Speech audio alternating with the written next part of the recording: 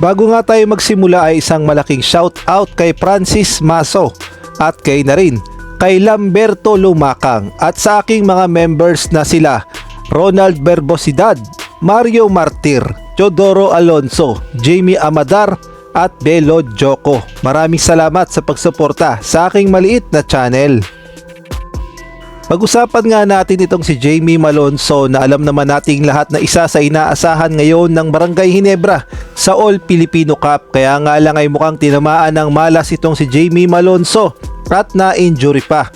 At ayon nga sa mga report, partikular na sa report ng ABS-CBN, ay mukhang matatagalan si Jamie Malonzo bago muling makabalik sa Barangay Ginebra. Ayon kasi kay Coach Tim Cone ay mukhang tatagal ng 6 to 8 weeks ang pagpapagaling ni Jamie Malonzo bago muling makabalik sa Barangay Ginebra. Mukhang hindi na nga makakahabol pa si Jamie Malonzo sa buong elimination round ng PBA.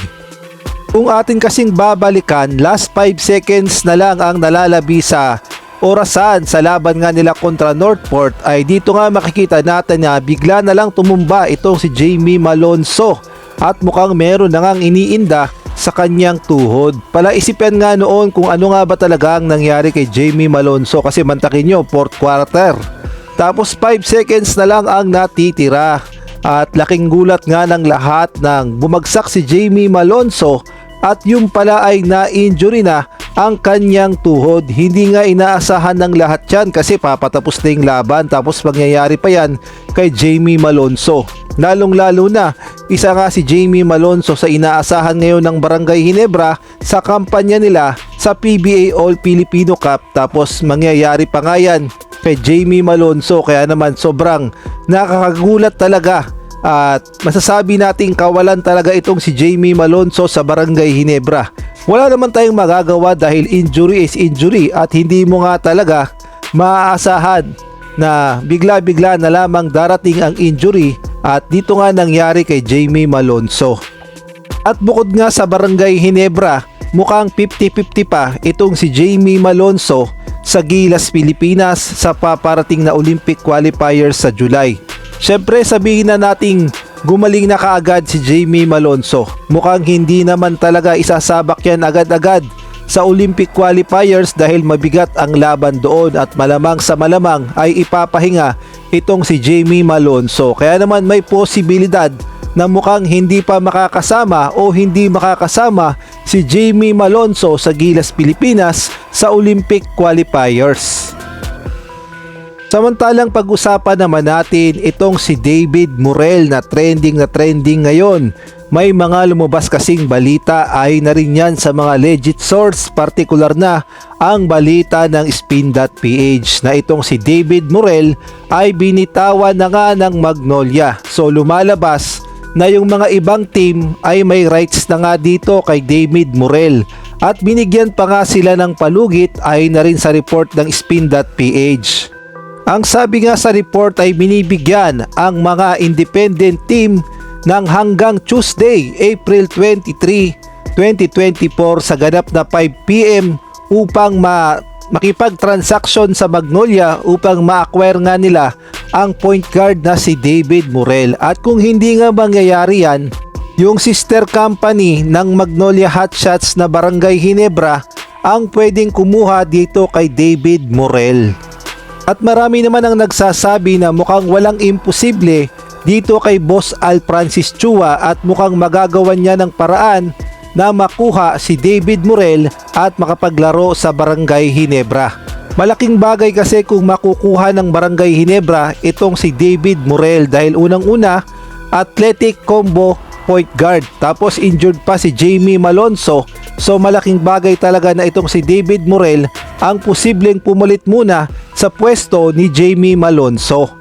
Kung kayo naman ang tatanungin, sakto ba sa sistema ni Coach Tim Cone kung sakasakaling kukunin ng Barangay Ginebra si David Morel? Maaari ko yung magbigay ng komento sa comment section. Samantalang sa ibang balita naman, naglabas na ang Team USA ng posibleng pinakamalakas na lineup nila na ilalaban sa Paris 2024 Olympics. Dahil alam naman nating lahat na lagi na lamang silang nangungulelat sa mga FIBA World Cup games, partikular na nung 2019 FIBA World Cup na ginanap sa China kung saan nagtapos ang Team USA ng 7th place. Tapos nung nakarang taon sa FIBA World Cup na ginanap dito sa Pilipinas ay nagtapos naman sila sa 5th place. Kaya naman dito sa Summer Olympics sa Paris ay paniguradong babawi ang Team USA dahil hindi nga nila hinahayaang mangungulelat sila sa mga Olympics Games. Kaya naman ang pinadala nila ay ang the best of the best na team nila na nanggaling sa NBA. Ito ay salang-sala at pawang mga malalakas lamang na players ang kanilang pinadala na kabilang na lamang nila LeBron James, Stephen Curry, Kevin Durant, Anthony Edwards, Anthony Davis, Tyrese Haliburton, Devin Booker, Joel Embiid, Jason Tatum, Jrue Holiday, Bam Adebayo at si Kawhi Leonard.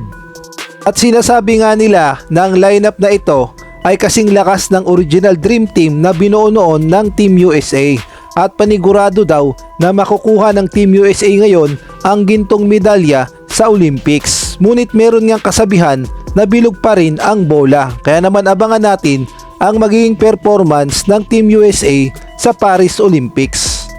Samantalang ang atin namang national team na Gilas Pilipinas ay hanggat maaari ay gusto rin bumuo ng dream team sa Pilipinas dahil alam naman nating lahat na nagbabaka sakali din tayong makapasok sa 2024 Paris Olympics dahil na-qualified nga tayo sa Olympic qualifiers. Kaya naman ito talaga ang pinaghahandaan ngayon ni Coach Tim Cone dahil alam naman nating lahat na lagi na lang tayong nangungulelat sa mga Olympic qualifiers dahil ang ating ngang mga nakaka-bracket ay pawang mga powerhouse na mga European team. Kaya naman hindi tayo nakakwalified ng ilang dekada na sa Olympics.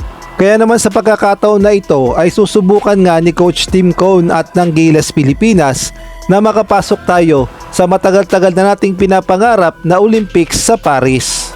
At kung kayo naman ang tatanungin, sapat na ba ang binuo ni Coach Tim Cone na lineup na ito para sa Olympic qualifiers at kung kayo ang bibigyan ng pagkakataon, halimbawa kayo ang bubuo ng Final 12 ng Gilas Pilipinas, sino ang inyong ilalagay sa Final 12 roster na ito at kung sino ang inyong tatanggalin o kung sino ang inyong ipapalit o idadagdag?